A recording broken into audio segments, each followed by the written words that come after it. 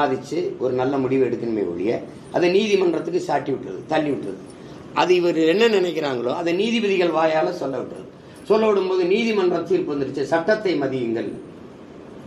அதுதானே நீங்க சொல்றீங்க. இதுதானே நீண்ட காலமா நடந்துருக்குது. அப்போ இங்க சட்டமன்ற பாராளுமன்ற ஜனநாயகம், இந்த மக்களாட்சி என்பது வெற்று வார்த்தையாகி நீதிமன்ற ஆட்சி தான் நடக்குது. இப்போ உதாரணமா மக்களுக்கு இந்த டாஸ்மார்க்கு ஒரு டாஸ்மார்க்கை மூடணும், மதுவை மூடணும், மதுக்கடையிலே மூடணும்னு பொதுநல வழக்கு சென்னை உயர்நீதிமன்றத்துக்கு போகுது.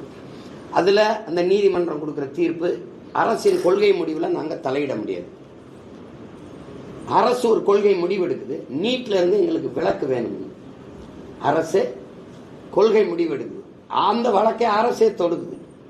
அது பொதுநல வழக்கு, எது டாஸ்மார்க் மூட சொல்லுது. இது அரசின் வழக்கு. அதுக்கு நீதிமன்றம் என்ன சொல்லுது?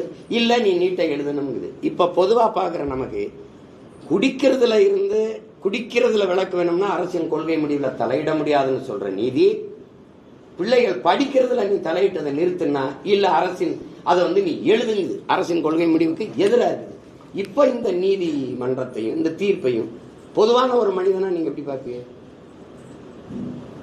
அண்ணாமலை பொறுத்தளவு நாட்டுடைய பாதுகாக்கக்கூடிய நீங்க ஒரு பேட்டியில சொன்னது மாதிரி நாட்டுடைய பாதுகாக்கக்கூடிய ஒரு கட்சியினுடைய சார்பாகவே ஒரு தினமும் ஒரு போராட்டமோ ஆர்ப்பாட்டம் நடந்துட்டு இருக்குது.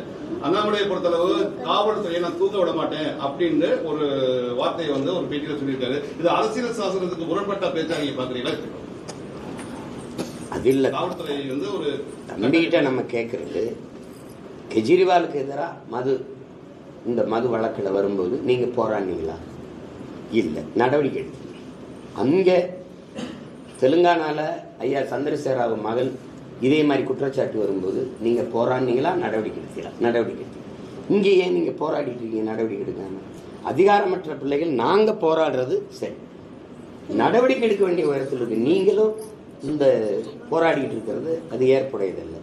இப்ப இந்த டாஸ்மார்க் ஊழல்ல நீங்க 1000 கோடி சரி, கழிவறையை சுத்தம் பண்றதுல 430 கோடி ஊழல் இருக்கா இல்லையா? அதுவும் போய் குற்றச்சாட்டா? எப்படி சொல்லுங்க, அதுவும் போய் குற்றச்சாட்டு. சரி, அதை விட